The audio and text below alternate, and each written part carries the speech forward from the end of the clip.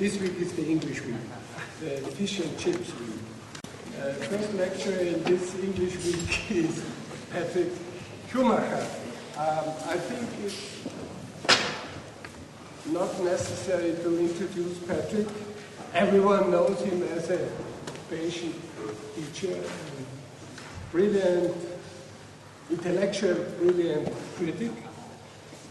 He was actually the first who introduced a very special review technique in this school.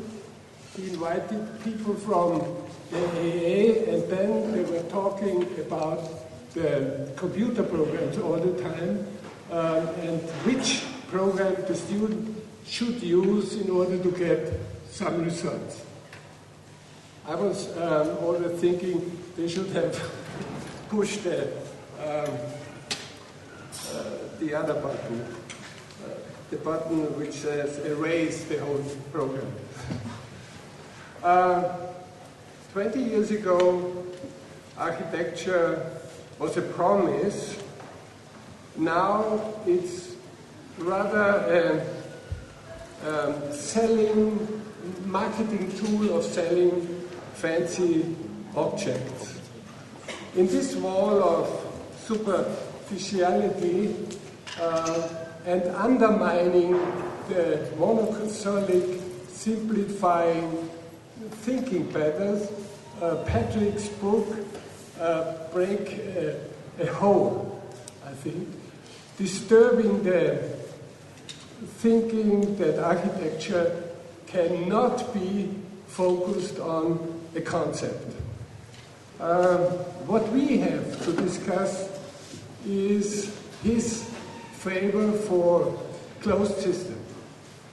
Closed systems which are anchored in the 19th century as a message for authoritarian systems.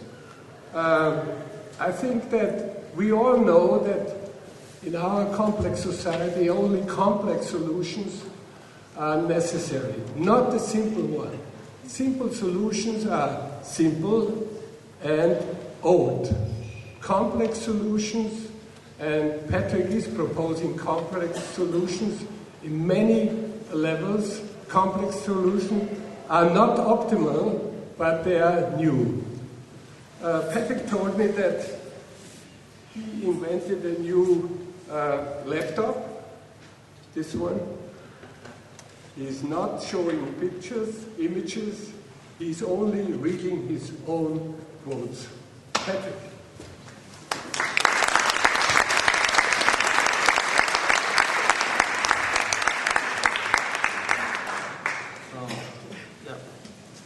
Thanks a lot, Wolf, for the nice introduction, and thank you for offering this platform and being part of this relatively decent lineup of speakers. I will try to make this a kind of lecture, the early stages of this event, and then hope to slowly transform it into a kind of seminar. Hope that there's a discussion, some questions, and please feel free to ask. I'll be very soft on you and try to respond and get into dialogue with you. So the title of the lecture is The Societal Function of Architecture. It's the first time I'm speaking about this particular aspect of the theory of architectural autopoiesis. I've only done a few lectures on the book anyway so far, and mostly supported by slides. So this is also a new experience, and that's why I feel more comfortable turning it into a seminar halfway through it. I'm not sure how much time there is overall. I thought about an hour and a half max, with hopefully a lot of discussion. So the question, what is the societal function of architecture, is I think a legitimate question. It's perhaps a necessary and important question, important for the self-regulation and self-determination of the discipline, which is the key aspect of the theory of architectural autopoiesis, that architecture is a self-regulating discourse with no authority over it, neither politicians nor clients being able to instruct what architecture is and how it responds to contemporary challenges. But this question is rarely posed. So perhaps it is assumed to be obvious, but is it obvious? So my first question to you is, are there any answers here in the room? So what is the societal function of architecture? What is the purpose of architecture? Any ideas? Proposals? From the floor, we can enter the discussion right here. Intercept at any time. So, well, what are we doing as architects? We produce buildings. What do buildings do? I mean, you could point to shelter, protection, keep us dry and warm, but is that what requires a kind of academic discipline? Do we need kind of Wolf Briggs, Dean Draglin to do that? I doubt it. So, what do buildings do? Are we just doing buildings, or perhaps we're doing beautiful buildings? So, is that what it is? Are we artists, therefore? Or are we doing particularly well-functioning buildings? Does that mean that we are engineers? Or are we just doing original buildings? Does that mean that architecture is a kind of an end in itself, a kind of play, like perhaps Eisenman and Kippers sometimes assume?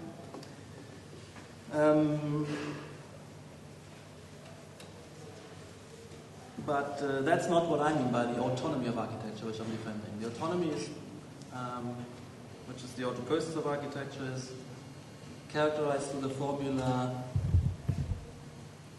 openness through closure. So self-referential closure is just a means of gearing up to have a more pertinent and well-considered response.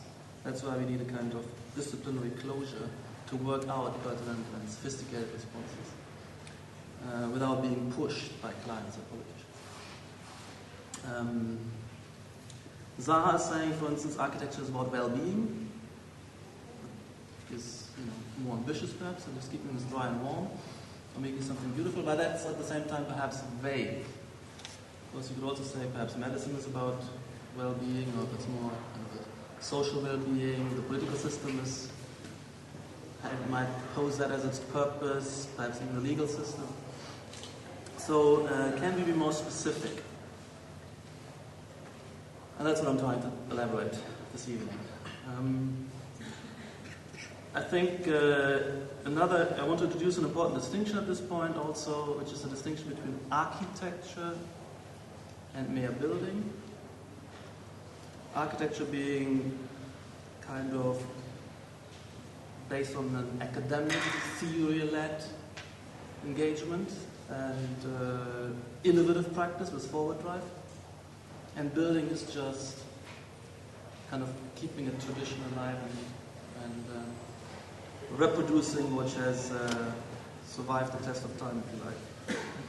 And that has been going on. That's been the way the built environment has been reproduced for thousands of years until the Big Bang of architecture in the Renaissance, where we have a kind of theory-led practice with innovative forward drive, moving from the direct engagement with the building and construction into this kind of the domain of the paper.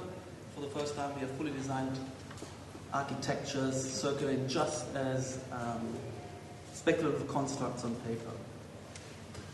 But I'm stepping back because what architecture delivers through a kind of paper discourse, through a theory-led discourse, in the final analysis, it's still tied to what the built environment does for society, and that has been a kind of a primordial contribution all the way through history, not just starting with, let's say, a specific specialized discourse.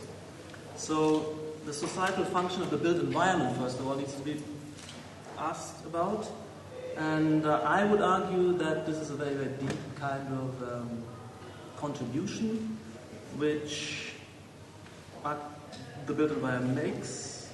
It's a crucial factor, I would argue, in the Menschwerdung, in the emergence and becoming of mankind, in the construction ultimately of society, that means. And I want to elaborate this a little bit with a piece of reading from the manuscript. That is the small segment of volume 2, which has been submitted to the publishers.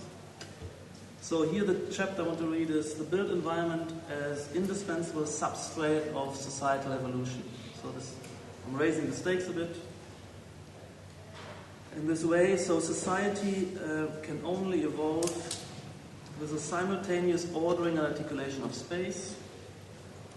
The elaboration of the built environment, however haphazard, precarious and based on accident rather than purpose and intention originally, seems to be a necessary condition for the build-up of any stable social order. The gradual build-up of a social system must go hand in hand with the gradual build-up of an artificial spatial order. That's a statement which is simply corroborated by all of history of mankind, if you like. All societies are based on architectures. Social orders therefore require spatial order. The social process needs the built environment as a plane of inscription where it can leave traces that then serve to build up and stabilize social structures that in turn allow the further elaboration of more complex social processes. The importance here is relative stability and cross-generational accumulation of structure and order in the built environment, which is another kind of quasi-genetic substrate of the evolution on top of the genetic code, because without that we stay in the animal kingdom, if you like. So the evolution of society goes hand in hand with the evolution of its habitat, understood as ordering frame, and that's an important category I'm introducing. The spatial order of the human habitat is both an immediate physical ordering apparatus that separates and connects social actors and their activities, and, second important dimension of this, mnemotechnic substrates for the inscription of social memory. These inscriptions might at first be an unintended side effect of the various activities which unfold and produce these environments.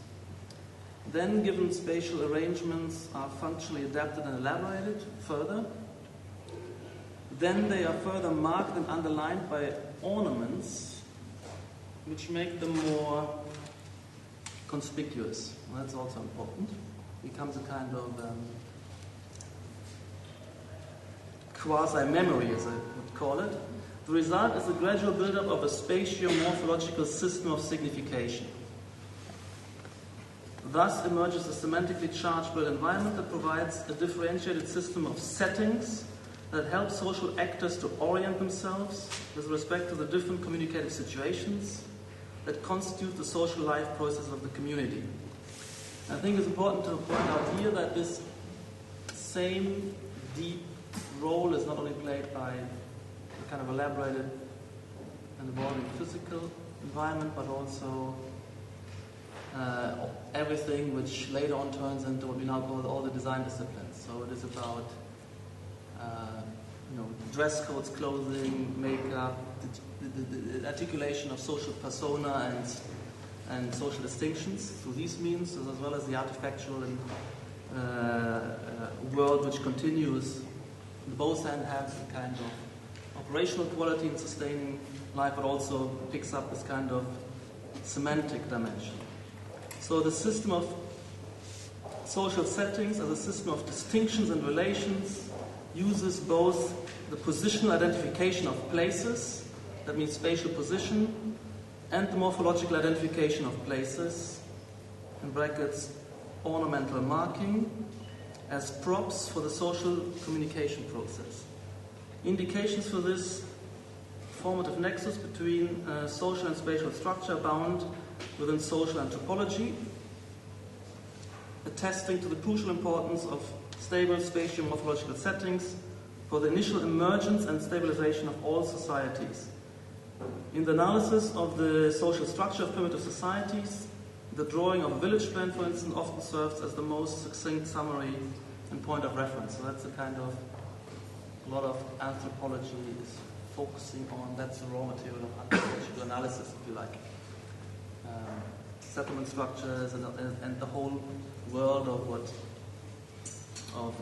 later on was called the arts and crafts and now it's called the design disciplines. So appropriately designed places regulate social communication by helping to define the situation, which is so important, reminding actors about who they are, ordering the actors into their appropriate relative positions through kind of configuration, like this space is configuring us, not only the space but its furnishings as well.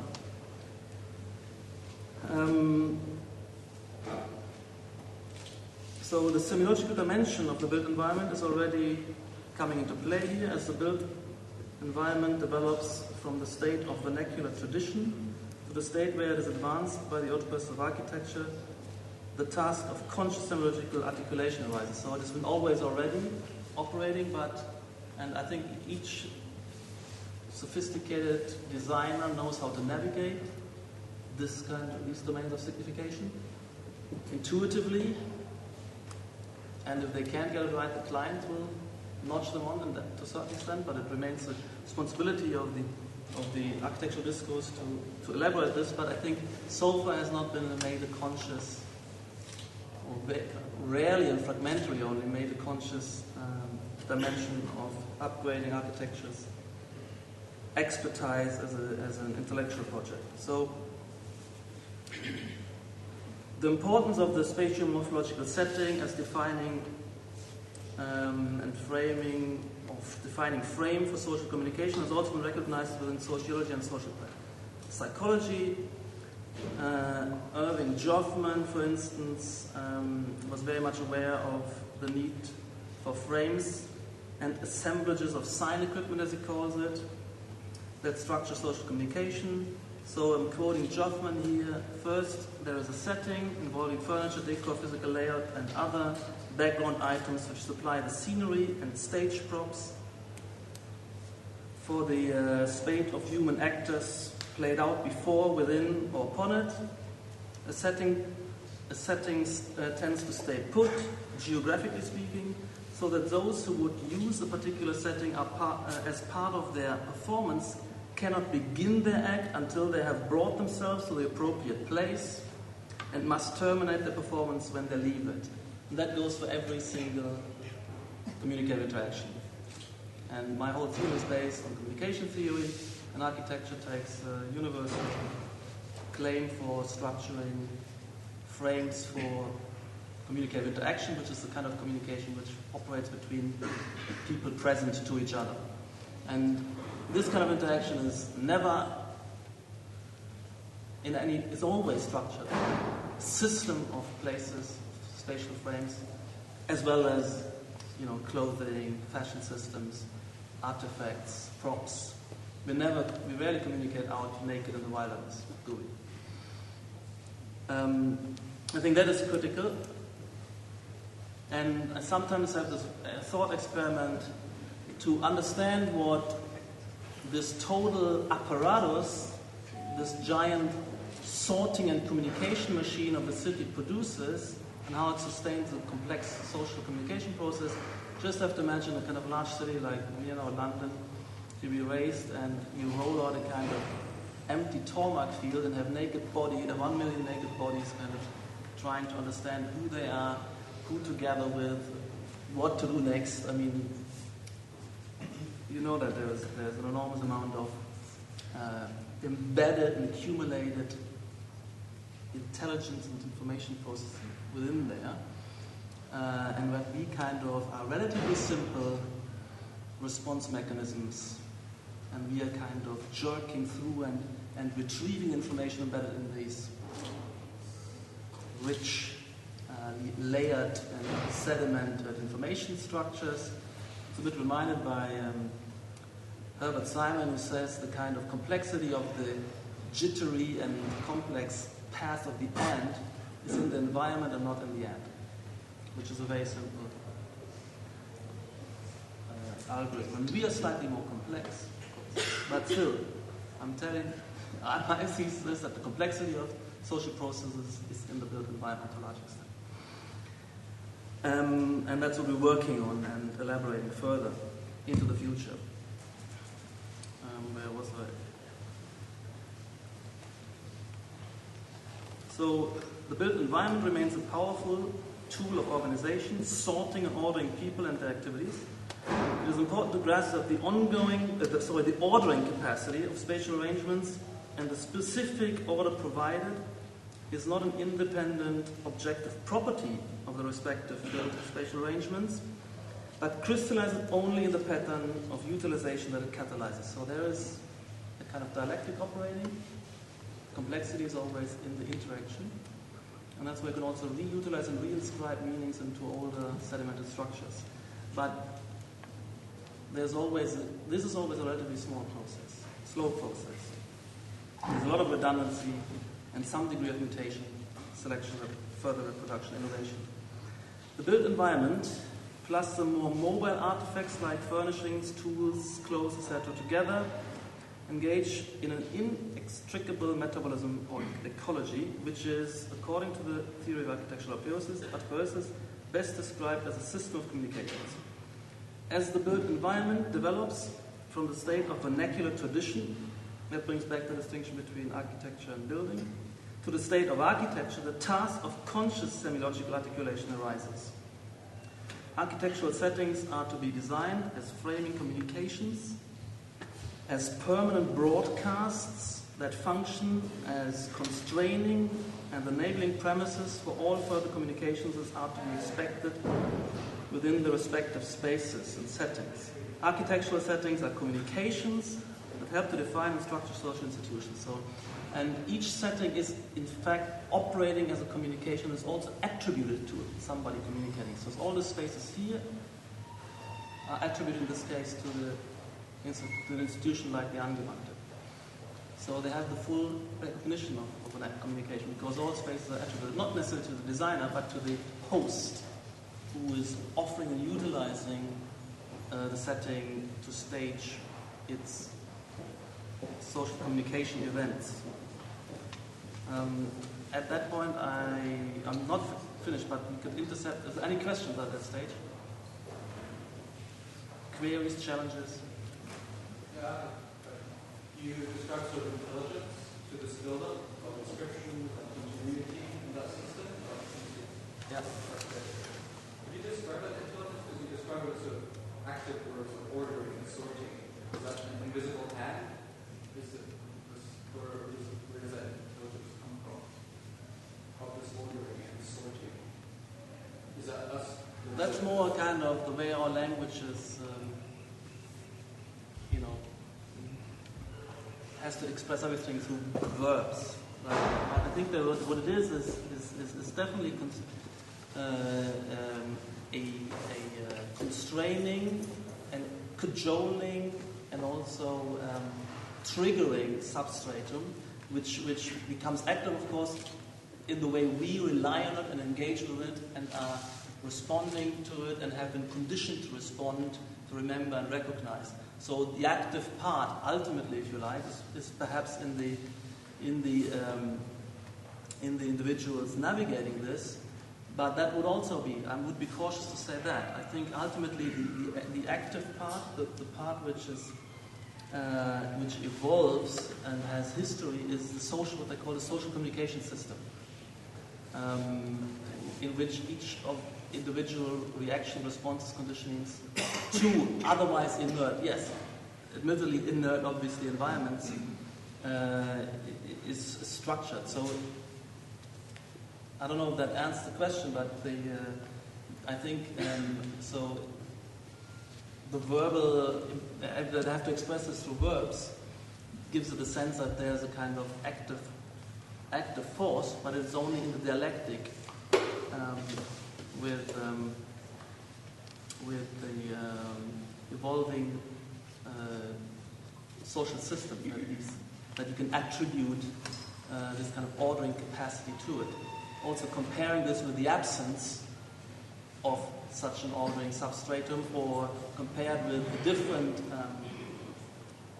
maybe more simple structures, you see that the capacity of the overall system, which is always embedded within such complexly evolved environments, then you can attribute the capacity to it. Then you say, here is a kind of at least an indispensable ingredient to the social order which emerges, and can only emerge on the back of it, through it, as a kind of cross-cultural, cross-generationally sedimented, call it evolutionary substrate. So I think you're a bit hooked. Don't let yourself be tripped over by a kind of, let's say, linguistic structure of these sentences, if you like. Okay.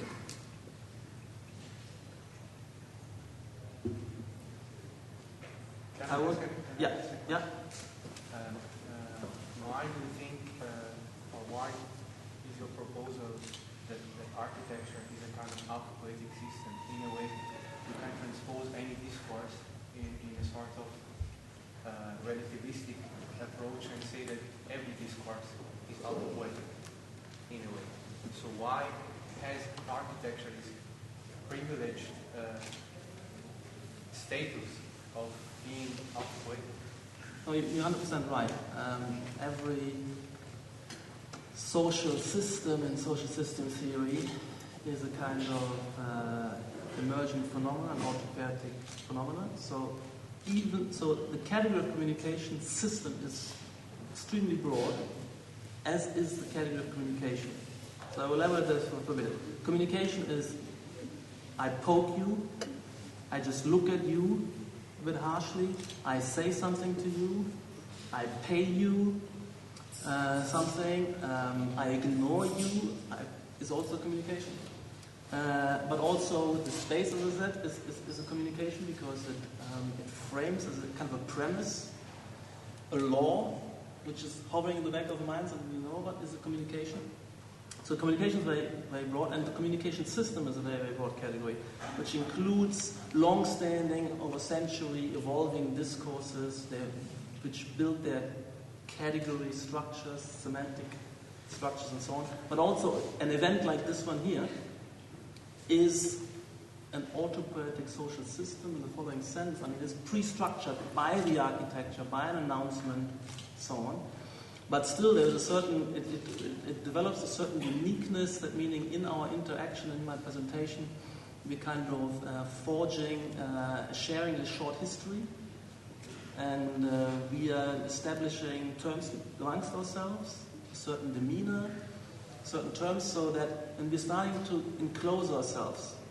And that is a kind of autopoietic means also self-enclosure, self-referentially enclosed, where a newcomer suddenly feels that they is not part of that, finds it difficult to catch on. So we also expel intruders quite soon. And even in a party where people are gathering and there's a little group forming, these are autopoietic systems. I mean, they're self-ordering their terms of reference, their structure, who is in, who is out, the demarcation of the system. So it is very, very broad. You're 100% right. I'm not privileged in architecture. But architecture is one of, there are various types of social systems. So there's ephemeral events, there are formal organizations, like a university or a firm, a company, and they also, they have their own kind of rituals and demarcation lines. They know who is in, who is out, what comments are belonging to the discourse of the company, and which ones are kind of private conversations. But there is one very important category of social communication systems, which Newman has identified. He calls it the great function systems of society.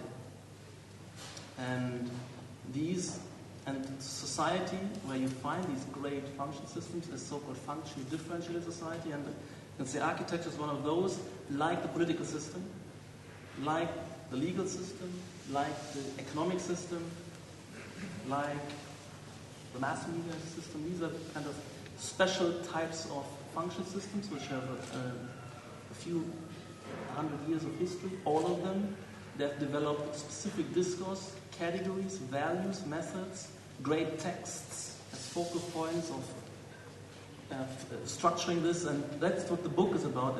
It looks at the autopoiesis of architecture as this 500-year-old, elaborate, intelligent structure, which at the same time needs continuously updating. And it's one of the great function systems of society. And with respect to function systems, you can ask the question, what is the societal function? You can ask, what is the societal function of the political system? What is the societal function of the legal system? And as far as Luhmann is concerned, each of these has a unique societal function addressing a unique problematic or exigency which all societies have to face.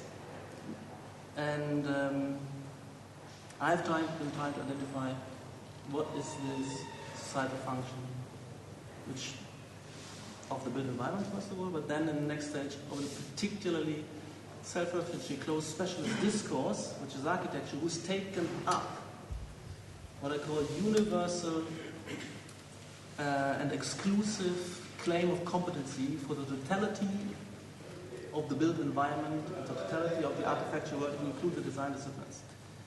And there is the societal function for each system which acts as the evolutionary attractor to forge this kind of self-referentially closed system, specialized to deliver this function. So all social systems, to wrap this up, are autopoietic systems, but there are some very powerful, important subsystems of contemporary or modern society, which are great function systems. Yeah.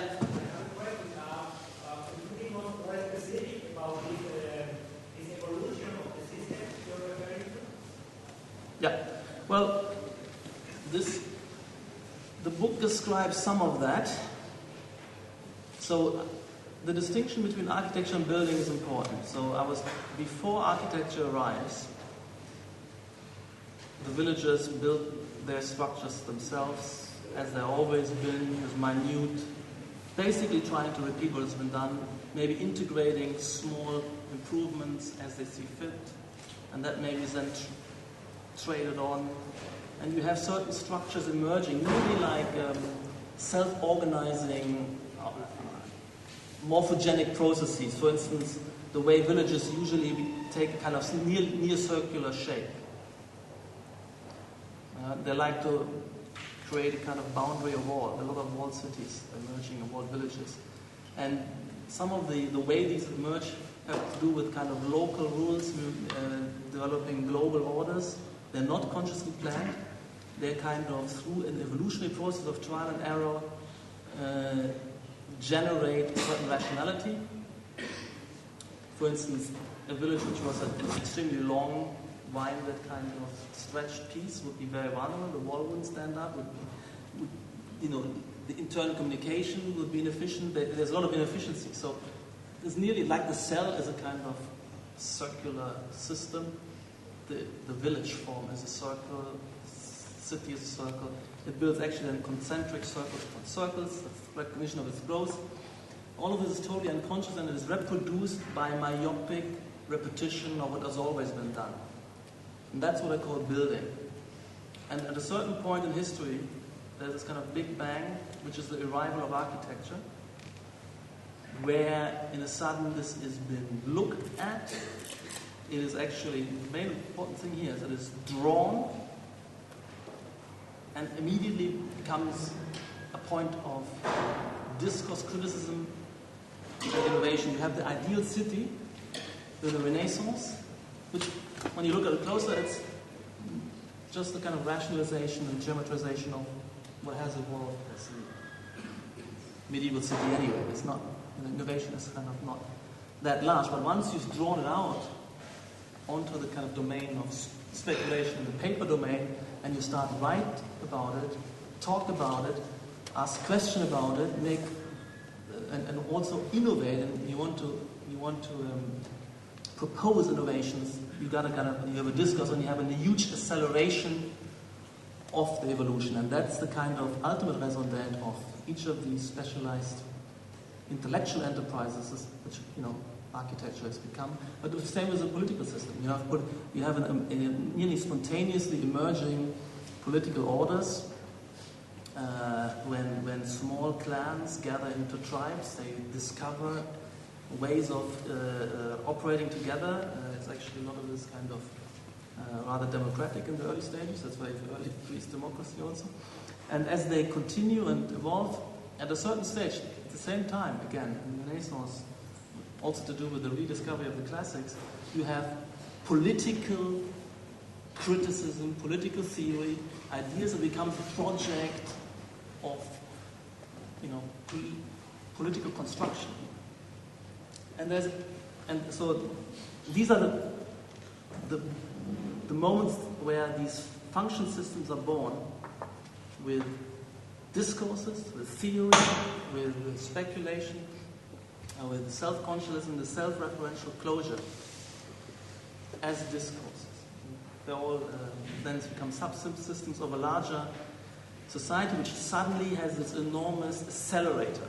I mean, this acceleration and the buildup of complexity is possible through this, what then becomes a functional differentiation. But before, everything was much more fused. It was the religious leadership was at the same time, the political leadership was at the same time, the economic power was at the same time, those who determined the built environment, who were also controlling knowledge. And these kind of things splinter into, it's an evolutionary process, into domains of specially competent and separated self-referential systems, like science is one of them. So instead of relying on the top of the stratified order to be in charge of religion, economy, political power, knowledge, you have these discourses separating out and co-evolving without any controlling center. And that's the situation we're in. We're in a kind of stage of societal development where you have a series of a network of parallelly co-evolving, self-referentially enclosed societal subsystems, which at the same time have the obligation and necessity to continuously observe what's going on around and adapt themselves to stay relevant, to stay on course, and that's never guaranteed. And architecture has gone through a number of crises where this expert discourse made itself nearly irrelevant. It had to be nearly rebuilt from scratch by mavericks, by new starters, by, for instance, the pioneers of the modern movement.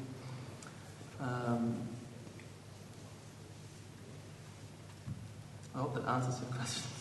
How these contemporary subsystems of society, which are called the great function systems of society, have evolved out of initially undifferentiated, tradition-bound cultural evolutions, which were more kind of happening as it was going on, without much foresight, without much critique, without much reflection.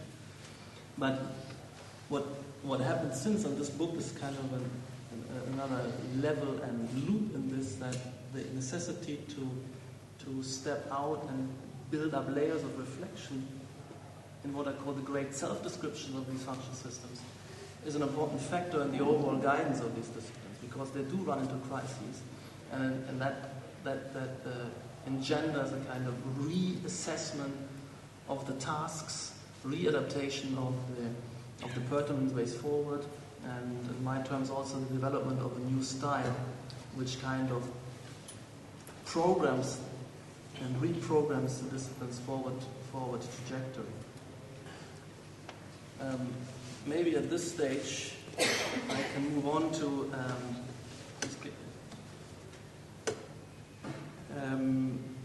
a note on what this, let's say, emphasis on architecture is.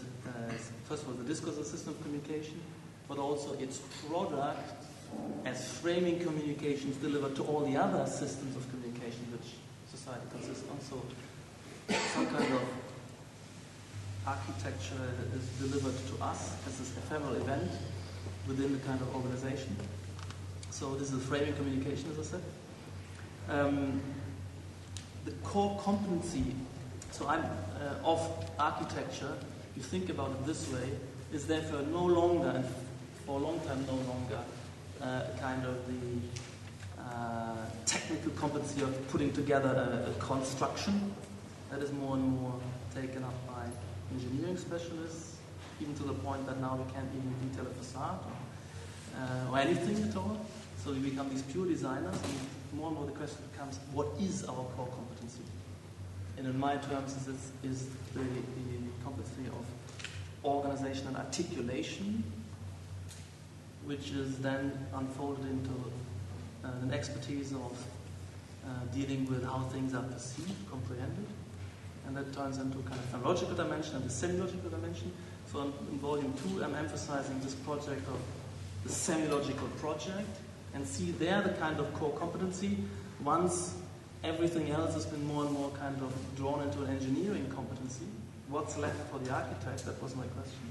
And the other aspect is, part of that is the handling of what we call the aesthetic dimension of this. It's linked into this. And I want to maybe read a few remarks at this stage which help us to demarcate architecture from science and science engineering on one hand and from art on the other hand, and leads us to a discussion of aesthetic values and aesthetics and the category of beauty, and why that is so relevant, and we keep obsessing about it, whether we admit it or not.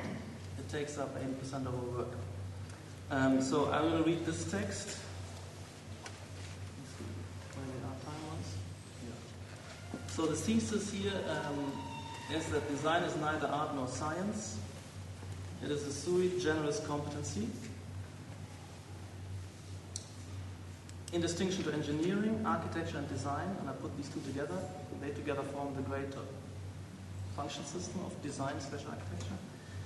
So in distinction to engineering, architecture and design takes the users of architecture into account as socialized sentient beings. That's the kind of critical point. Engineers never do that. And only if you do that, you know that you're hitting the core competency of architecture, I would argue. It has to be recognized that built environments function via perception and comprehension. This poses the task of articulation. Organization and articulation, these are my key categories, which in a sense take the societal function of architecture and make it concrete as the task of architecture. Organization and articulation. And these together establish order. So I'm kind of calibrating a set of terms. An architectural order emerges to the components of organization and articulation as the two irreducible constituent components of architecture's task. Organization is concerned with physical distancing, separation and connection of domains, and is thus framing communication physically by physically channeling movement and interaction. Articulation is concerned with orientation and is framing communication cognitively. Articulation is guiding movement and interaction via conspicuity and atmospheres, via perceptual as well as semiotic clues. Organization recognizes and operates via social communications, dependency on human beings as mobile bodies in space. Another contrast. While articulation recognizes and operates via social communications, dependency on human beings as perceiving, comprehending subjects. You can see in this kind of formulation that what really counts is the social system. And we as kind of human beings are kind of launched within that, but as an organization picks us up as bodies, and articulation picks us up as perceiving, comprehending subject. So architectural order involves the task dimensions of organization and articulation, the latter comprising phenomenological and semiological articulation. The unique expertise or core competency of architecture is therefore the establishment of order, the organizing and making legible of social relations, the framing, that is the structuring and priming of social communication interactions. And by priming, it is really important to see to see the definition of a communicative situation as a fundamental problem. If you have an encounter and it's not kind of pre-structured and framed by a setting, and you're very unsure and uncertain what to expect, and you're waiting for the other to define what this is about, what's going on here, communication will not take place. The situation is blocked. So you need to there needs to be a kind of structure, in particular the more people are involved, there needs to be a kind of structuring institution, which needs to pre-structure, prime as it were, and pre-order and premise the unfolding event, otherwise there will no meaningful event will take place. And this kind of moment of ambiguity and uncertainty, you could call the double contingency of any encounter, because A is waiting for B to kind of make a move, and B is waiting for A, and they don't know what to expect. That's a kind of a blockage, and anything could happen, that means nothing could happen. That's the kind of the very deep sociological level, the way you can kind of describe what architecture does on that kind of micro level. It defines situations, which there's a whole sociology, it's the sociology of defining situations. And to see that as a problem. So, let me go back. So,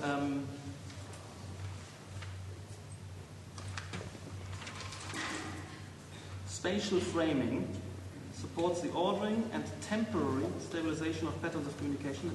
I mean, historically temporary. I mean, as society evolves, the institutions evolve, it needs to be continuously upgraded and updated, and more complex framing settings, which allows society to become ever more complex, more productive. That's a function of its complexity. Now we're living in a global, multicultural society where we're communicating in intensive relationships all the time with many people simultaneously, if you like. And occasions like this where we gather in a concentrated interaction are becoming more and more rare. So this has to be taken into account.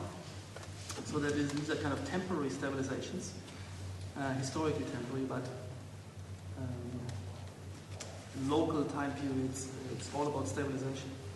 So these spatial framings are permanent broadcasts that operate as antecedents or premises of all communicative interactions, to be expected within the bounds of the respective frame, be it a single space, a building, or an urban territory. So it's not only the individual space, which is of importance, but where the space is located in the total matrix of spaces. It's not only do you to know what to do, what to expect. So you dress up for an occasion, you go into a certain setting, but also to find pertinent and meaningful partners of communication. They can only find each other through that kind of ordered matrix of spaces.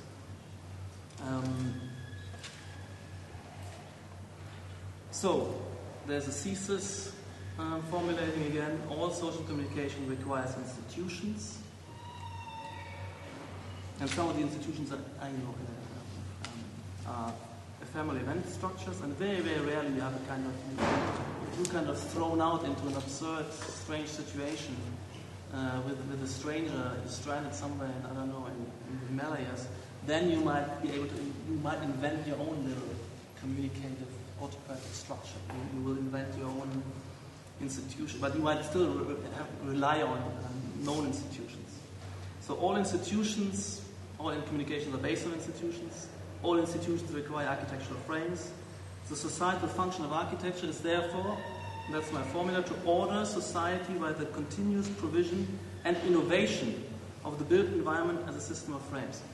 And the point of innovation is very important, because that's why architecture had to separate out as an academic, intellectually self-critical discipline with forward drive, because we have to continuously upgrade and update and further adapt and evolve these architectural frames. If we had a very, very stable society, like feudal era, which was for 1,000 years nothing much happened, you don't need architecture as a specialized discourse. You just was fine with building. You didn't have to think. It was just reproduced itself. Point is that architecture is this kind of conscious, self-critical, and that's what you know. You continuously look what anybody else in the world is doing. You're trying to update, to pick up, to criticize each other, to challenge each other. That's the kind of modern function system, what they're like. Backed up with theory, with structures like the avant-garde versus mainstream, where in avant-garde you really intensify the discourse and speculation. But ultimately, the underlying exigency is still this kind of ordering and reordering in an updated way, social communication through the provision of spatial frames. So, I was talking about organization articulation. So Bill Hillier, it's quite interesting, space syntax offers a science, inverted commas, of organization, or he calls it a science of configuration. My question is then, can there be a science of phenomenological and semiological articulation? I mean, that's all about upgrading the discipline. We know all this, we work intuitively, can we make this a kind of self-critical, innovative upgrading of our intelligence? So I think this can and should happen on all three-dimensional of architecture's task. We need to upgrade our organizational capacities, our phenomenological intelligence, and our semiological expertise. And that's what I've been trying to do in the class here. I'm just starting to develop a kind of semiological project and the theoretical underpinnings of that. But our intuitions remain a control device here, because to a certain extent we know already how to navigate this complex system of simplification. We have that training, that gut sensibility, and that talent, hopefully, to do that. And if you blunder in this respect, you will not flourish. So those who flourish, they are very kind of attuned to the requirements on that semiological dimension. Whether they know it, able to reflect and discuss it or not. So yes, I think there can be and must be a science-informed normative theory of these dimensions, but, that's important, design is not a science. Organizationally, phenomenologically and semiologically informed design is a different practice from scientific practice. I'm not turning architecture into science. It can't be done. So the double code, and that's a bit of theory I bring in, the double code of utility and beauty that governs design is very different from the code of scientific truth or probability. The reason for this difference, why can't it be a science, is that designers need to act and decide quickly in the face of uncertainty and incomplete information. Science, in contrast, never reaches closure. It has infinite time and patience to follow through the ramifications of hypothetical constructions, for instance. And in the science, the refutation is as much valued as a positive theoretical proposal. And what the science are also have the luxury to do, they just work on the things they have the tools to solve. And work on this. Because society is not posing questions to them, they work on questions they know how to answer, have a glimpse of how to answer. And we as designers are throwing the deep end, we have to react, whether we have knowledge, expertise or not. We just come up with stuff. Now in the avant-garde it's a little bit more interesting and different. In the avant-garde we have a chance to step back and formulate our own problematics, but they need to be pertinent to what the real designers out there are thrown in at the deep end. To a certain extent, science also is looking indirectly, remotely at what society requires. If not, these discourses can become kind of irrelevant. But still, there remains a very, very fundamental difference between the kind of necessity to quickly decide in the absence of a fully resolved theory or assessment of the situation. And that's why aesthetic values must come into play. They have to do with this necessity to act intuitively. And this intuition have to have a sense of, have at least the broad direction right. And that, I think, is the role of aesthetic values, to deliver that. Aesthetic values, to the extent that they are historically well adapted, and that's an important caveat, facilitate quick, intuitive decision-making. Both for designers making design decisions and, also importantly, for users making decisions about which space to enter. The recognition of the beautiful is the instant perceptual recognition of the vital, the functional, identified on the basis of its mere appearance, prior to a more in-depth experience and verification of the entity's functionality. We all act intuitively all the time. Who we approach, who we talk to. The fashion system helps us to decide that. And which places to go to navigate aesthetically, of course. Therefore, the category of beauty cannot simply be opposed to rationality. Being attracted to beauty is not per se irrational. The discrimination of beauty versus ugly is a culturally defined instantiation of the fundamental biological mechanism of attraction and repulsion. Organisms are attracted to what serves their survival and reproduction, and repulsed by what impairs their survival and reproduction. Aesthetic sensibility is a constant, universal feature of all human behavior and action. Something very, very deeply rooted and anthropological kind of constant. And there's a deep rationality to that. So some of its aspects, even I would argue, might be hardwired by biological evolution. I believe that the kind of an attraction to order and a rejection of chaos might be one of those. Other aspects are culturally evolved and imparted, yet other aspects might be based on individual conditioning. So we also have idiosyncrasies of what we like and don't like. One thing is important, in a fast evolving society, which changes its patterns of communication and what it demands for each individual, you have to continuously relearn and adapt and develop your aesthetic sensibilities and also your moral sensibilities. You can't just, you might have the wrong sensibilities, which prevent you from entering the most vital and active and productive arenas. So all of this implies that aesthetic appeal can be subjected to rational analysis and criticism. We cannot trust our sensibilities blindly. They need to be subjected to a critique that queries their historical pertinence. For instance, I hope, or I believe I can demonstrate by rational argument that a classical or modernist or minimalist sensibility is impairing the contemporary subject's capacity to fully participate in the most advanced, vital and productive of today's life processes. The question has to be posed, in terms of the aesthetic sensibilities, we all rely on, do we have the right sensibilities? And so static values, that's the third thesis in this kind of little paper, encapsulate condensed collective experiences with useful dogmas. Their inherent inertia implies that they progress via revolution rather than evolution. So we rely on them and we move with them until we hit the kind of point of crisis. We're kind of forced to change them and relearn them. And sometimes a whole culture is forced to relearn its aesthetic sensibilities, and sometimes a function system, a discourse like architecture, had to be revolutionized. And architecture and the modernism, the crisis of modernism was one such moment, and people like Wolff, in fact, are one of the great revolutionizers of aesthetic sensibilities. And they really had to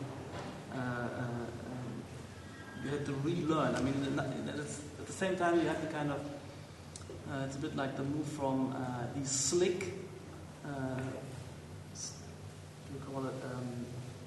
science fiction movies of the late 60s, moving to a kind of Blade Runner sensibility. That's, I think, in parallel to what Wolff was doing. We had to suddenly develop a lust for contradiction, complexity, and intensification of perhaps messy communicative interactions rather than design that kind of the clean, separated out, orderly, and sanitized. So aesthetic values must be revolutionized if societal conditions or technological opportunities change. You might also just miss out on technological opportunities if you have the wrong sensibilities. You still love these kind of symmetries and proportional system based on heavy stone structures, for instance. Then you lose out on opportunities. Clients vote with their commissions. Users vote with their feet. And you simply, crisis of modernism means simply the audience was just going elsewhere. The formulae, sensibilities, predilections, also methods and categories of discussing architecture were simply bankrupt at that period. So the in-depth rational critique of aesthetic values is a matter of theoretical reflection, often triggered by a crisis, for instance the crisis of historicism after World War I, or the crisis of modernism in the 1970s. The in-depth rational critique of aesthetic values cannot take place in the heat of the design process. That's also important. Nor in the heat of the ongoing life process. I mean, I reflect on my sensibilities, I work on them, but in the fray of my engagement out there, I'm going to rely on my gut reactions and sensibilities. I can't do it any other way. I can't kind of wait before I approach somebody and have a ponderous theoretical reflection upon it. That in the design process is the same. I can't kind of open up the question of which style to work with, which aesthetic values are historically pertinent, each kind of step in my design process or with each new project I'm engaging. There's a moment of reflection. I might even, somebody, the division of labor, some reflect, others, fall in love with the style, gain the sense that this intuition can be trusted, and then you just work on it. These become productive dogmas. And I'm saying that styles move from become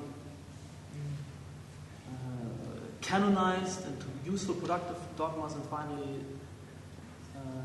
in the end up as degenerate dogmas and need to be revolutionized. So argument and analysis can only confirm a general operational program for the application of the code values of beautiful and ugly. These programs are familiar to us. They are the styles to which we are committed, to which we must be at any time committed as potent designers, discriminating clients, and productive users. All of these may buy in and have aesthetic values. Both aesthetic values and styles within which they are canonized are necessary communication structures of a vital theory is only meaningful if it becomes an active force. And that's the difference. That's why I say this theory launches itself within the auto process of architecture. It starts descriptive and becomes normative. It becomes to a certain extent proselytizing, even a manifesto, because I'm an architect who is defending what I'm doing and I want to bring the force of all you behind the project actually. But this is not something I'm inventing like a kind of invented utopia. It's based on a long-term observation and the fact that there is already a convergence. And I don't think any theory or proposal can succeed if it isn't deeply rooted in an already ongoing tendencies. I mean, that's what you also learn from Marx. The phrase, you have to be on the right side of history. You have to kind of, what you can do, if anything, if you want to be an active agent, you should participate in something which is already rolling ahead to a certain extent, and needs maybe some guidance, some acceleration, some shifting of its force, but you can't kind of step away and negate everything. So I think it's always 95% description and 5% to have a level for the 5% contribution forward with forward drive. So it is, yes, it must be. At this stage we've built up for over 500 years a very, very rich, sophisticated, let's say, deeply layered and architectural intelligence. You can't, in a single lifetime, compete with it and think you can reinvent all its terms. I think the principle is for me anyway, it's always a kind of, the working hypothesis is always to understand the rational of the real, to understand what we are achieving and how we are achieving it. And you cannot say what's going on is all crap, and even modernism wasn't a mistake. It is for me a stunning achievement of changing and then you move, and then what has happened since, there's a lot of achievement, figures like yourself, like Zaha, there's all the kind of protagonists of a revolutionary period. There were kind of challenges, there was a kind of proliferation and speculation of options, there's a selection process. Drake is one of the great selectors and innovators, which turns, I think, what is largely kind of era of creative destruction with creative potential into, for me, an era which becomes more cumulative and certain about its trajectory. And that's why I reflect that we've been working for 15, 20 years on very, very nearly stable, similar lines, just homing in more and more, burdening and loading up more and more these ideas and concepts. But it's very important that this is kind of the dialectic. You have to react or observe, take a position, and then take a bet of joining this train. There's some other trains still running. There's a minimalist train moving. There's some idiotic movements even in Britain, which is there's a kind of the Historical Architecture Society of the RIBA, which going. I mean, there's some absurd things going on. There's Rem, who's a kind of great agitator and figure to look at. But I've positioned myself and can argue my direction, which is not my direction, which is the direction of nearly a large part of a generation with a lot of protagonists. So I'm reacting to that, and I think we're on the right side of history with that. Yeah, my question was, is your theory based on an analysis of the past and projecting the possibilities of the future? Or in other words, is it necessary to build a building or architecture in order to prove this theory? Yes, also I even believe that. I mean, I believe that your stuff, I mean, let's say the stuff, you're proving also your point. With your, let's say, the major large buildings we're starting to do, large important parts of the city, they're no longer just manifesto projects. We have to deliver. And I think we have delivered a number of projects which are high performance, state of the art, the best architecture gift to contemporary society in some of the projects. So we're out of this stage. So that's the kind of move from avant-garde to mainstream. It's not yet mainstream because it's too small group. But the projects, the BMW project, I think, the Maxis, the Innsbruck stations and so on, they're high performance projects as far as I'm concerned. We can demonstrate. Some of earlier structures like Vita was just a manifesto project because who cares what a fire station is doing at the provincial factory. Or the Riedfeld House was a manifesto project of its time. Nobody cares about single family house at that stage and so on. But I think we have to, I think it's urgently that we start to deliver. Huh? It's a very good defensive argument. I like that argument. Because, but the European Central Bank, I mean, it got to, you know. It's not a whole statement. I tell you, it's difficult enough. But the other thing is, when you are describing the process of making architecture, and you are separate architecture from science, you know that I heard a lecture from of a young scientist. He argued the same way like you did, namely that they don't know where they are going. They are operating on a field of uncertainty, and they have to decide very quickly in order to get a solution which is not a solution. So, yeah. It's interesting. So why are you separating science from architecture and architecture from art? I understand it as a marketing tool, not in a bad sense. No, not in a bad sense, but just to explain the position of an architect, because we are going down, as we all know that our profession is not surviving the next 15 years. Well, the distinction between art, and architecture, or the separation. I just think it's an empirical reality, and I'll try to explain what I mean. I'm looking at discourses, systems of communication, and I just noticed that the art world and the art system is a different group of people with different language, different categories, different values. I've never joined a single art studio critique, nor have we ever had an artist invited to us.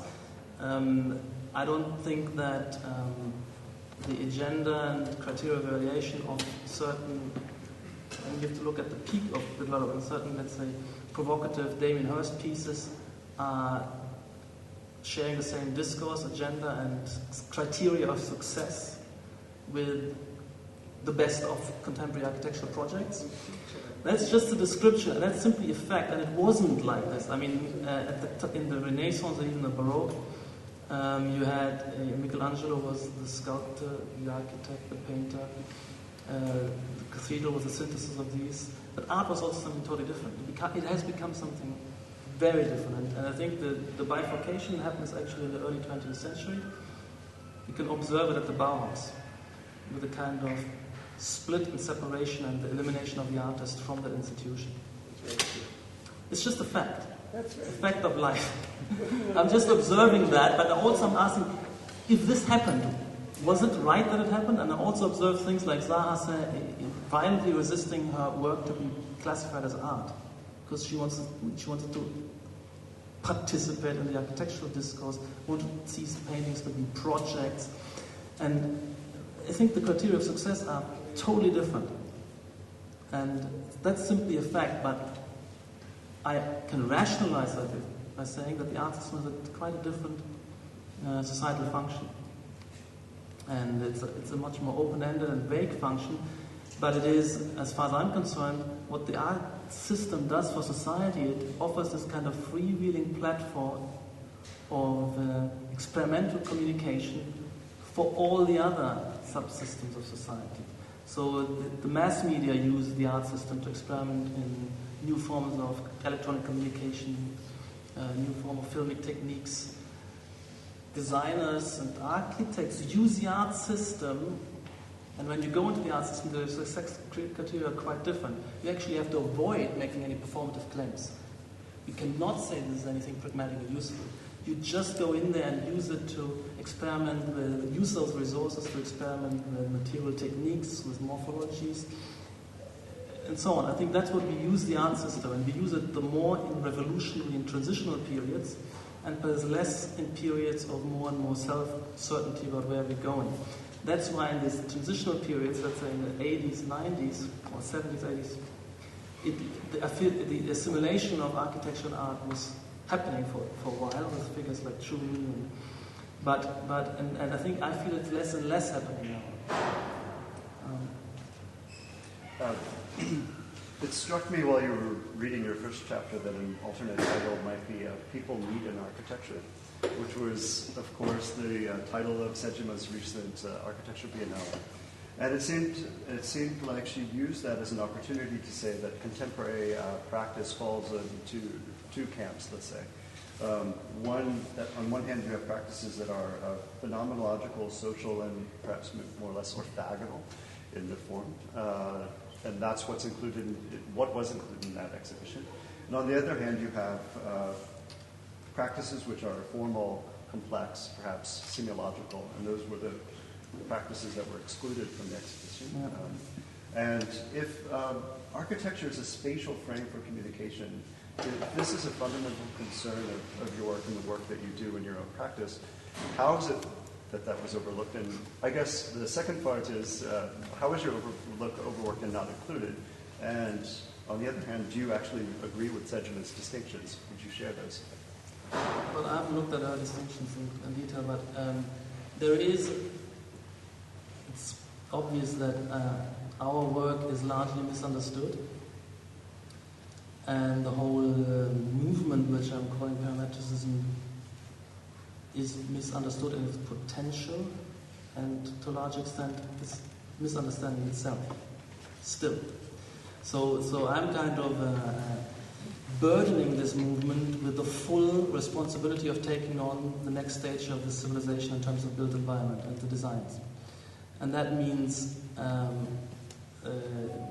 but I also recognize that first of all, the avant-garde is an important subsystem where you have to insulate yourself temporarily from the full burden of delivering, and you need to isolate, you need to build up your expertise and repertoire, and this means also your former repertoire.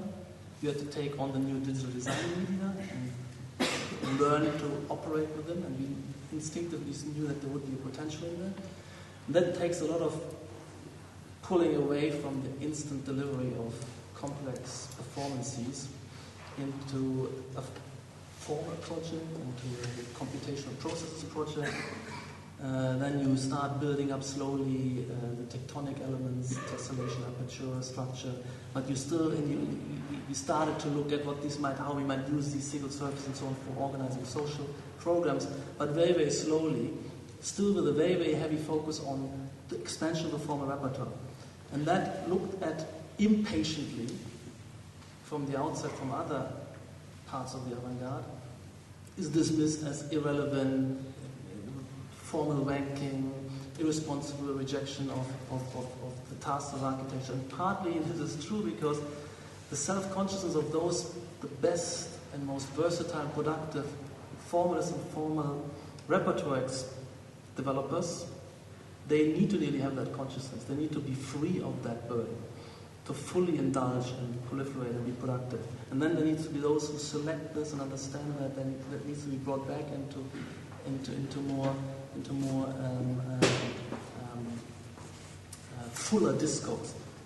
I see that was my role, even in the early parts of the DRL. I've seen what Greg has been doing, what Jeff has been doing before I took over the DRL there, and that this is great. There's a lot of potential. This is contemporary. That's what contemporary spatial scenarios the city should be feeling and looking like, to be high performance in terms of what I call post-forest network society. And so I started to burdening this with particularly interesting programs, like, for instance, corporate organization and the most contemporary, let's say, network organizations with complex multi-layered bureau landschafts. But this was already high-performance programs. So already, but the movement itself was still a lot of self-absorbed. And it's nearly the same with science in the early stages. They're focusing on the mathematics, on developing the apparatus. They can't yet model the real reality. Any economic theory in the initial stages is very abstract and self-absorbed in the kind of elaboration of its conceptual structures. Any prediction is, failing and so on. So that's to be expected, but we have to see the long perspective. So I believe that if you have a interest in the sociological structures, which are those which are the most advanced and contemporary, most productive parts of society, you need to precisely look at parametricism. That's where we can, out of this, we can deliver these.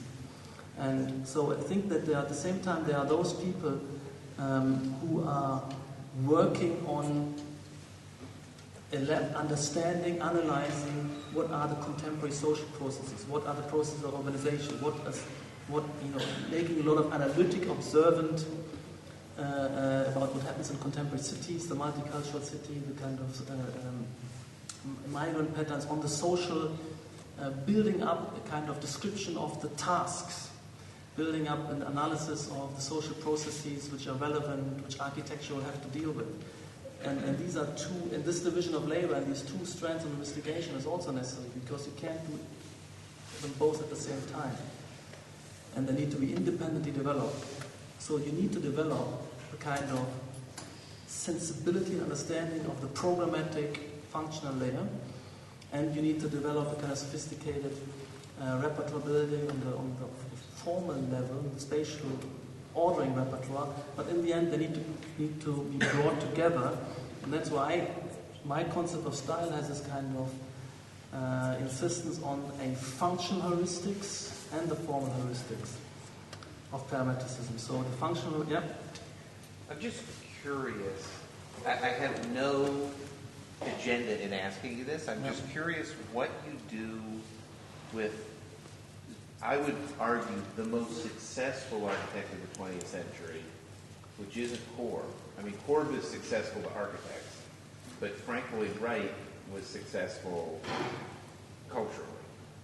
But Wright also, I mean, I've never liked Wright, and I've also liked Wright because he was everything. I mean, he was like Huffman, and then he was modern, and then he went, stone, and, masonry, and he seems to be somebody that hit this, I don't know if autopoetic synchronicity with culture is right, that he absolutely nailed the cultural moment over and over again, but then always wrecked it and went some other direction, and wrecked everything, like wrecked his office, wrecked his life, wrecked clients, total destroyer, but also cultural, geometer, sensitive. So what do you do with writing? Also very kind of parametric of all the modernists in terms of writing codes and languages and not pattern books, but in a certain way, very systematic in each step of his work. I'm just wondering, are you interested, repulsed? No. I'm interested, and I think he's one of the great protagonists of the evolution of modernism, and a great influence, and he kind of predates some of his kind of, let's say, one of the key moments of modernism is the move from edifice to space. It was helped by abstract art, but the breaking the hermetic volume and shifting plates and cantilevering roofs and the free plan there was a premonition, and was jumped on by the style and was elaborated and became part. Then was a part of that, and I think he also is one of those, maybe not the most intense and sophisticated, but he also was an architectural writer. You can see his fertility also. He was, although these are villas and not the final testing ground, therefore, of what contemporary architecture had to deliver. So these are villas. 20th century villas are all manifesto projects, promises of a new repertoire. So they in themselves, but although they also do something they do something as well. I mean, the private parties and elite communication in such environments not to be dismissed altogether. But he did Broadacre City, and that was a kind of very powerful, I think, move. So yes, he's definitely a figure. But you're right, he's quite interesting. It's a bit like Rem. I don't know. There's a certain psychology of an iconoclast and a kind of nervous and always on the move figure who is kind of contributing, is absorbed, picked up, and then he wants to move elsewhere. He's a kind of lifelong innovator and thriving also on otherness and distinction from everybody else. And I feel the same in Rem, which to a certain extent is productive, but to a certain extent also then prevents. He's missing out on really enjoying the cumulative trajectory. But somebody like that is more, instead of providing a social function, those two are more sociopathic. I've always found Rem to be a total sociopath as an architect. He hates society. Well, I think maybe Frank Lloyd Wright. Frank Lloyd Wright did also fantastic factories and office buildings. So he did Broadacre City. So he was in there. But I think he also is trying to escape a lot of times. Somebody like Le Corbusier is much more strategic. He has the big vision and the big impact, I feel. And somebody like Rem, I think you find it self-limiting that he wants to reinvent himself one too many times. And I believe more with me that you can't invent a new architecture every Monday morning, and you should stick with the project which is worthwhile and pursue it further. So I think with the articles like Bigness and with the Bibliothèque Nationale and the Jussy libraries, he was much closer to what we're doing. He was on target and on message. And then I think recently he was escaped from this and wants to go back to collage, to boxes, to generic. So I think it's curious. I don't understand why he doesn't get it, what we're trying to do. And I think there is this kind of slightly psychotic attempt to be always other, always out of step.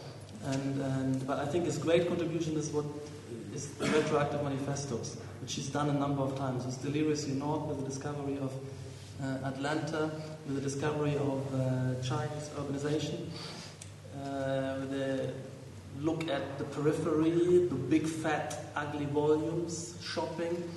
So he's been going out and looked at what happens despite the canon, the predilections, aesthetic sensibilities of established architecture, and forced us to to look at this, love it, conceptualize it, systematize and take it on and incorporate it. He went to Portman. I mean, he's discovered a lot of important, because that's always this dialectic. I think, to a certain extent, I was been saying the architectural discourse is in charge, and during modernism, and hopefully in the future, there is, everything feeds into and out of this discourse. Every single design of every environment in this world has to go through the needle's eye of this discourse. And if you lead this discourse, you lead this production, but there's of course a lot of mavericks, and the mutation and experimentation goes on, not only in architecture, but also outside architecture, where developers and mavericks and people just ignore and just do the pragmatic move, and sometimes they hit on something. And Rem was great discovering these things, like Las Vegas was another one of those, with Venturi. These are kind of an alertness to what happens in the built environment outside of the radar of the discipline, which should in theory be leading. And in the crisis of modernism, in this period, these manifestos coming out in the 70s, you had to look elsewhere, because what the discipline was doing was bankrupt, and vital things which were still going on were going on despite of the discourse. And I think that was Rem's great functions and Venturi's great function. But I would say, critically, yeah, what you're excluding from your discourse is building. What you're including is anything that's architecture. But I honestly believe that your argument would exclude certain architects from the autopoietic project. I mean, are there any you would exclude? Like, I would think you would exclude Rem. No, absolutely not. No. Really? No, because Rem is... no, these are key texts he's been delivering. He's been responding to polemically. He's a central node in the discourse. He's been coming to the A every 2 years. He's been teaching there. I mean, but by his force of will, or by his resonance with culture? By what he lives and breathes, what he seeks, what he thinks his audience is, what he wants to contribute to. He's been teaching the discipline about Portman. He said, look at this stuff. Look at, I think he's very, very central. I wouldn't exclude him. I mean, where what is less central is commercial mainstream architects. I make this distinction between avant-garde and the mainstream. But I can't exclude mainstream, because the mainstream is also, when you take KPF or any, let's say, you're not talking about vernacular. The vernacular, which happens out there in India, is still traditional buildings outside. But any architecture, whether it's a commercial form, whatever they are able to do is on the back of an evolved discipline.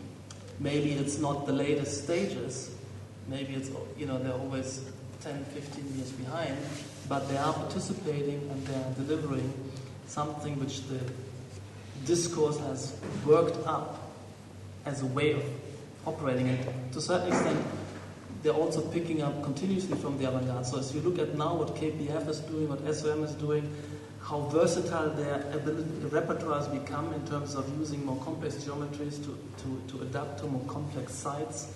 I'm not even against that. It's you can criticize it. It's not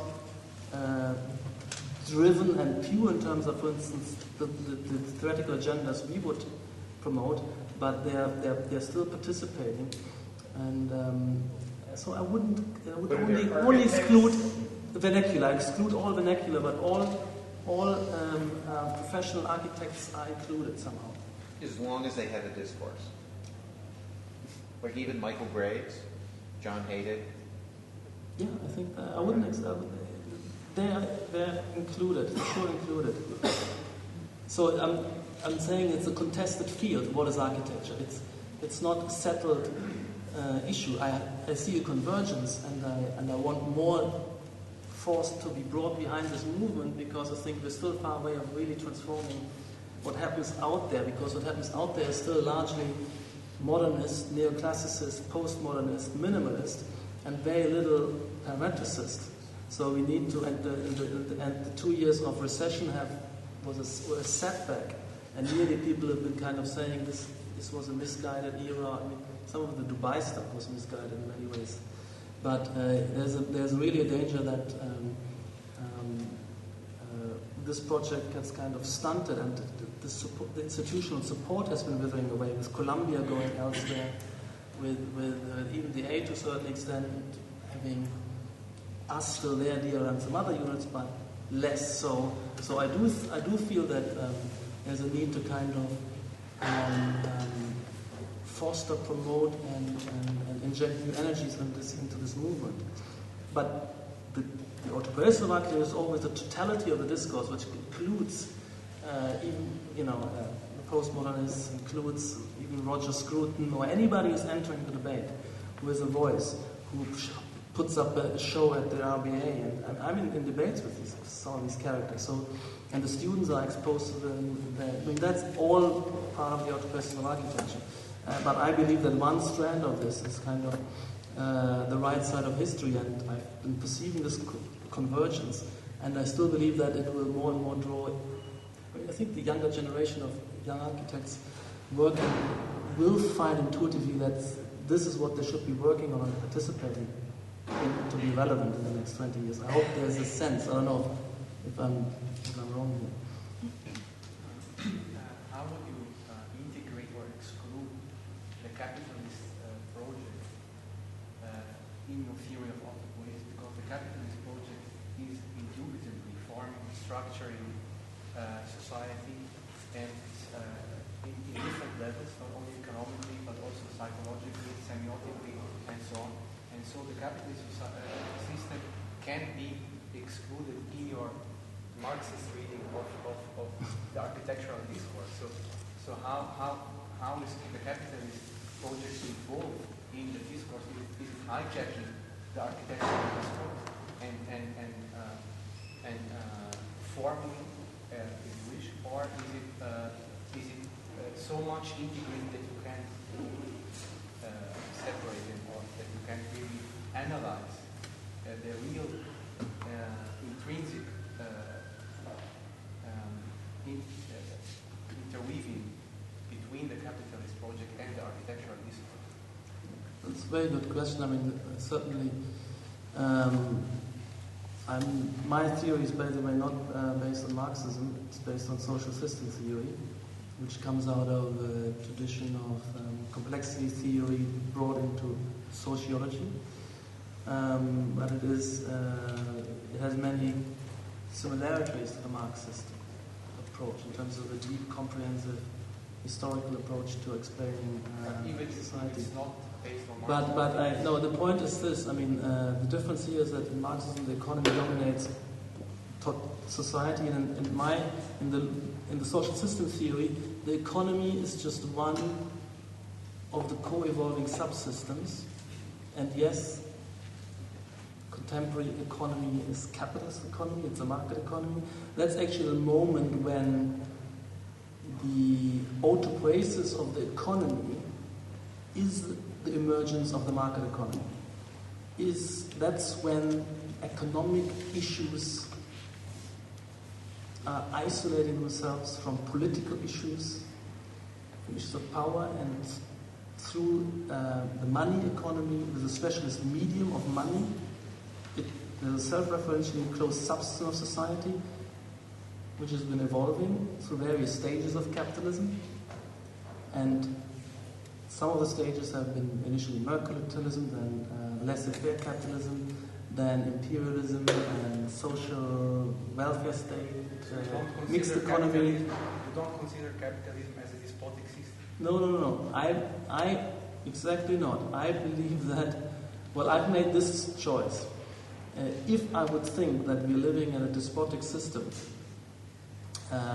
where the bottleneck and the problem is politics, or we would require the revolution to overthrow the system, then I wouldn't be an architect, right? So I realized that I have made practically in the last 25 years, obviously I have, the decision to work within contemporary world society.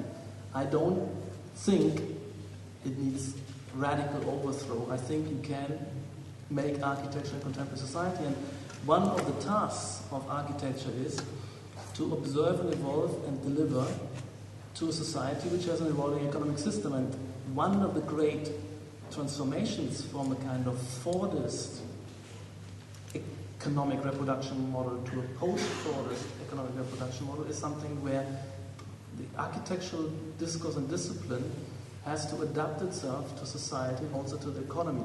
So I've made peace that I say, the market economy, the political system emerges as a self-referential closed subsystem through ultimately a democratic system. Democracy is the contemporary state-of-the-art form. Post-Fordist form of capitalism is the state-of-the-art form. And so I'm fully buying into this. I'm not an anti-capitalist. So what about Foucault's concept of, you talk about discourses, so, and Foucault showed very well that how power relations are very well dissimulated within discourses. So you would seem to bracket all these issues out in your theory. Well, I believe in to a certain extent, in the rational of the real. I believe that there are what happened, the collapse of communism, the globalization, these processes which we've been observing over the last 30 years coincide with an enormous increase in the global level of productivity, right? And technological innovations, new levels of freedom and communications, the internet. They exist within a market economy, within the capitalist environment, within parliamentary democracies, So I think it's an abstract. I reject this kind of abstract utopian stance of radical critique. I'm not blaming Foucault for it because in the 1960s things were less clear. There seems to be the potential for global world revolution and establishment of a different order and so on. But I think at 2010, that stance is kind of just the wrong side of history. History gone elsewhere, and I want to be on the right side of history and go with it. But that will be volume 2, architecture and politics. I make my position clear enough.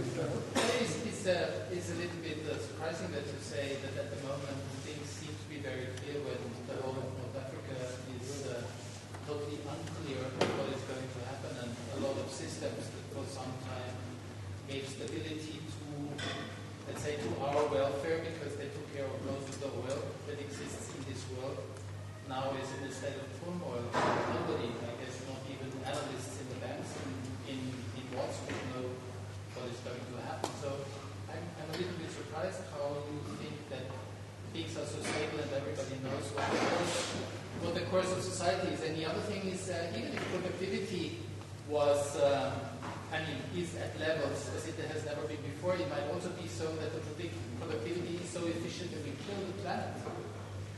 And if you only argue on this technological level, I think you are, bound in a kind of tool discussion on what we have as tools, but you don't really discuss the ends. No, I think it's important what you say.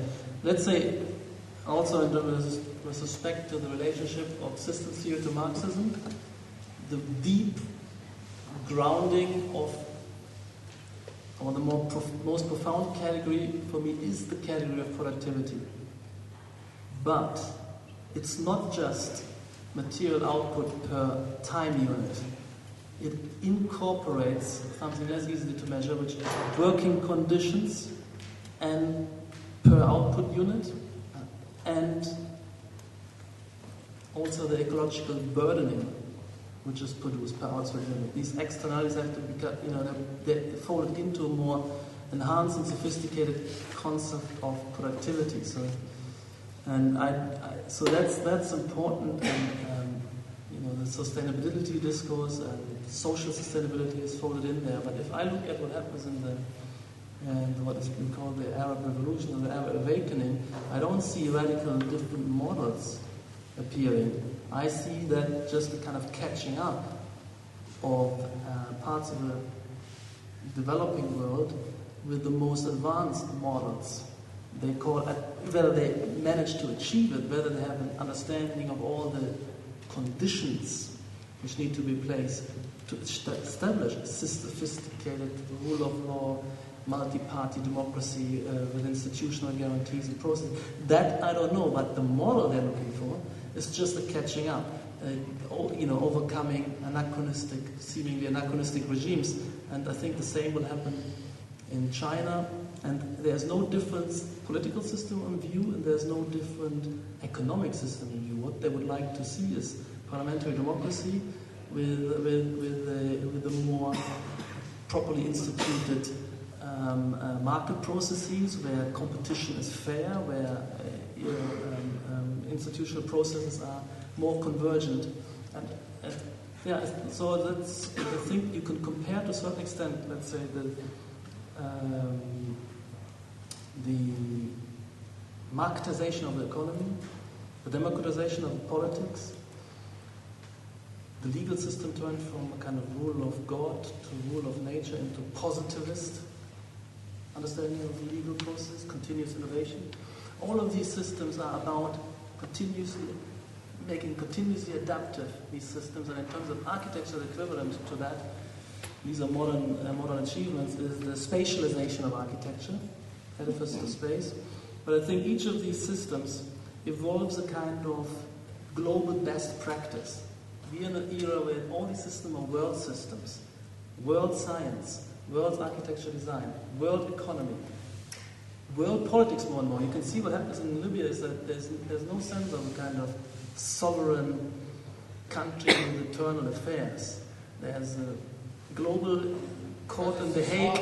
So we treat this becoming a world political system, and there are, let's say, I would argue, global best practices of how to set up a well-functioning financial system, how to set up the ingredients of a proper political system, ingredients of a proper economic system, proper state-of-the-art science with the upgraded methodology and epistemology. And I say in architecture and design the same. I think parametricism, in a sense, I would argue, would be that state-of-the-art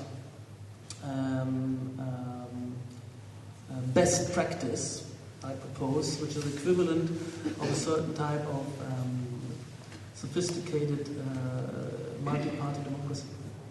So it's basically a scaleless operation, which would mean that it can be used for designing a building, a city, or a political system? No. Well, political system, that's the autopoietic closed. The political system is for politicians. It's its own autopoietically enclosed discourse.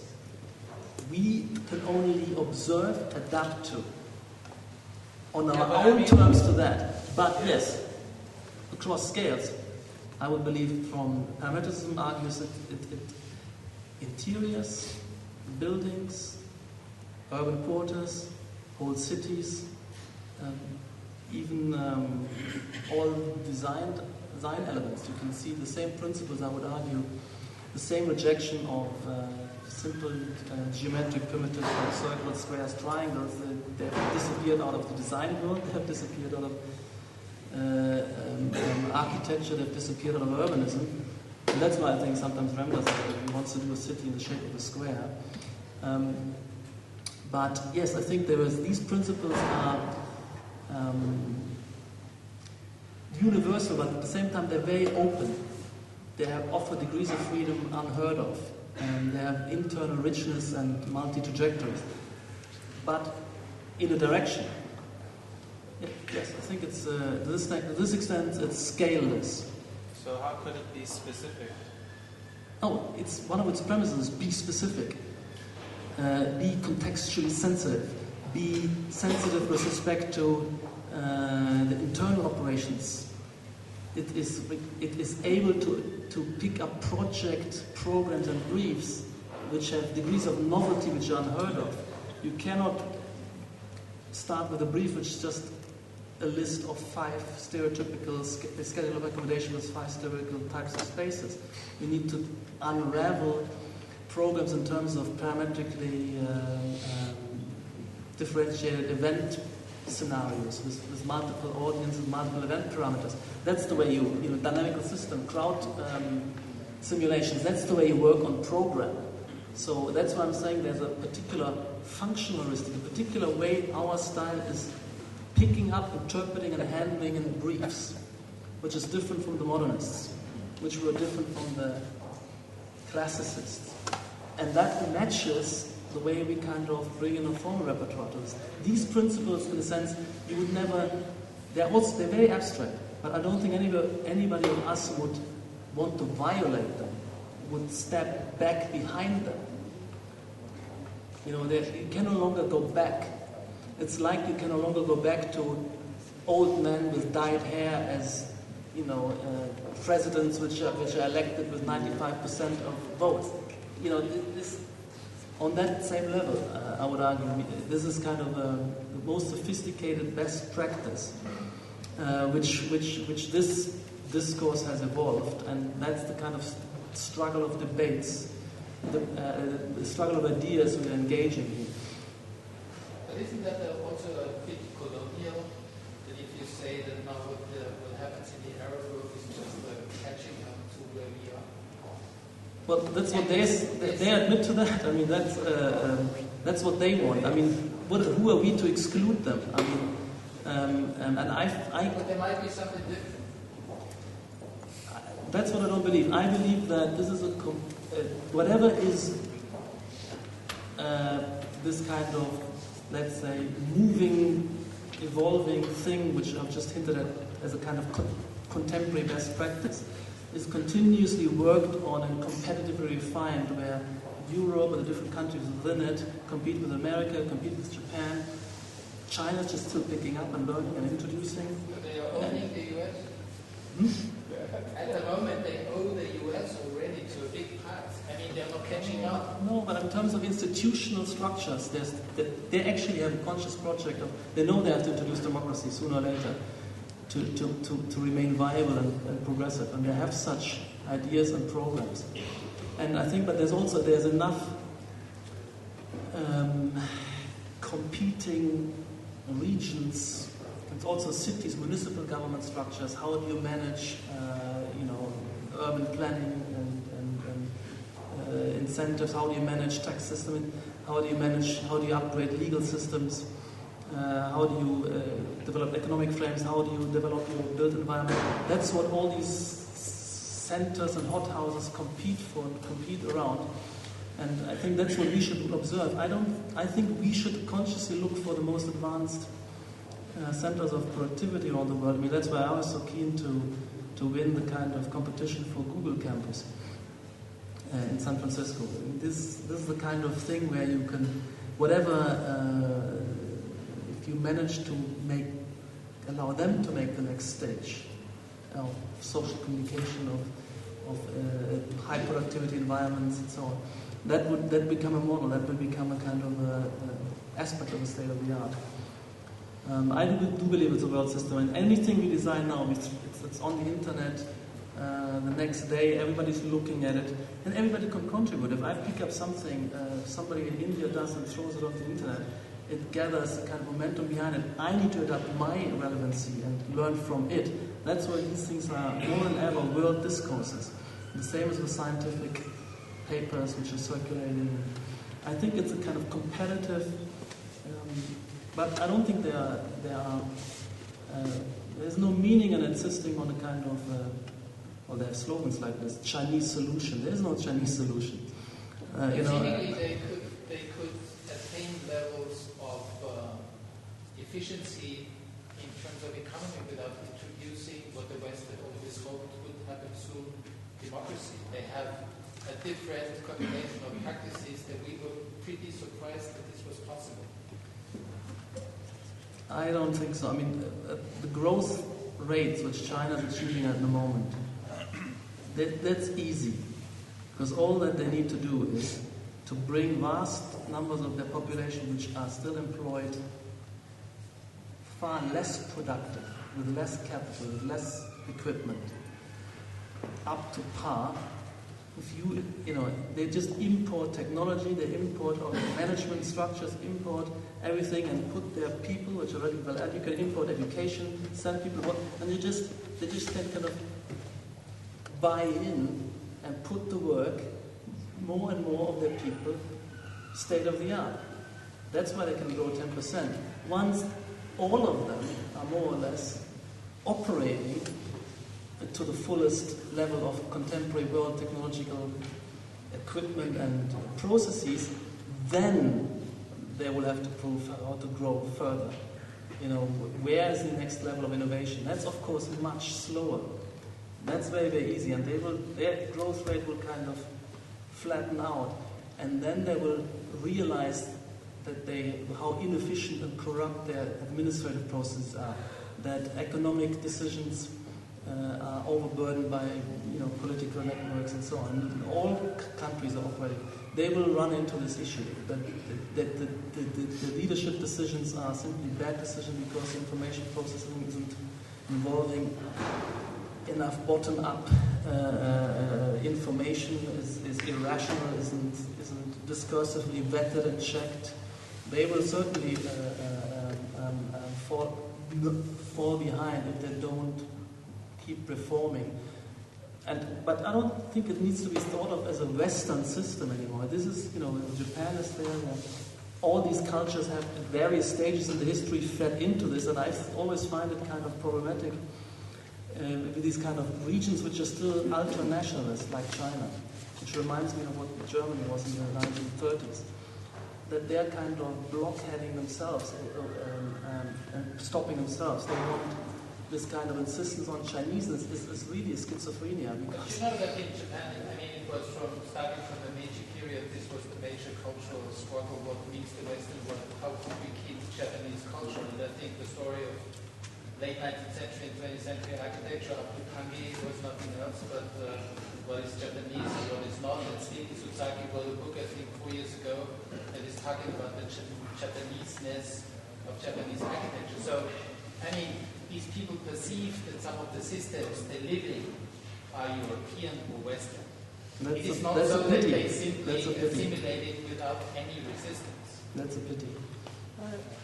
Just a question. I think that even stronger than all the political systems is actually the capitalistic system itself, because that's the system everyone wants to have and everyone is heading after.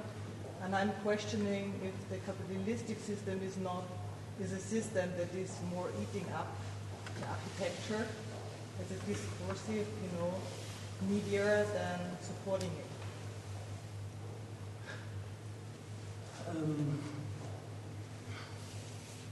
Well, I'm not sure what you're alluding to, but yes, let's say some of the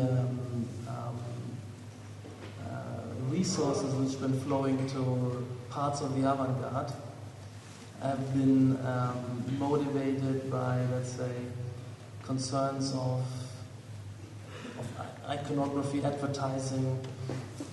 I'm not sure if you're alluding to this, kind of a sense for superficial construction of an identity. There's been this discourse of criticizing star architecture being the delivery of superficial, meaningless icons and so on. I'm not sure if you're alluding to that aspect of a kind of commercialization of architecture, even of avant-garde architecture. Sometimes there's this kind of argument, and my response to this would be twofold. On the one hand, I would say that maybe it's about who is ruling the discourse. Well, certainly not business people. It's people like Greg and Wolf and in what kind of frame, there are different kinds of frames. Yeah, I do believe. I don't think that the discourse of architecture is ruled by economics. I don't believe that. Even though you have to find a publisher who is forced to make money on the book, or as a firm you have to reproduce yourself in an economy through fees. That's not, that's just a constraint. It doesn't tell you what to do and how to do it. You just, and so there remains this kind of autonomy, and I don't see that. What we have to watch out, and what we should be watching out, is for truly productive and flourishing phenomena which happen outside of architecture in what you might call the commercial world, like the career of Portland, or like the kind of flourishing of the periphery, ugly, deep monster buildings. This was that's what we have to. That's where we have to watch out. Where's the vitality of society and economy going, and we have to take this up and make this our project. I do believe this. I don't think our independence is only autonomous. How to adapt, on which terms, in the most sophisticated and layered way. Not we do something else. We as architects decide we want society to go elsewhere, and we want to force another kind of building down the throat of society because it's more pure, more beautiful. That's not my world. My world is surfing the wave skillfully with alertness and intricate knowledge of the wave, but on my terms, and the wave is a constraint, a force. I'm surfing, and it doesn't tell me how to surf. I think that's that. So we do leave it like this? Okay, thanks. Thank you.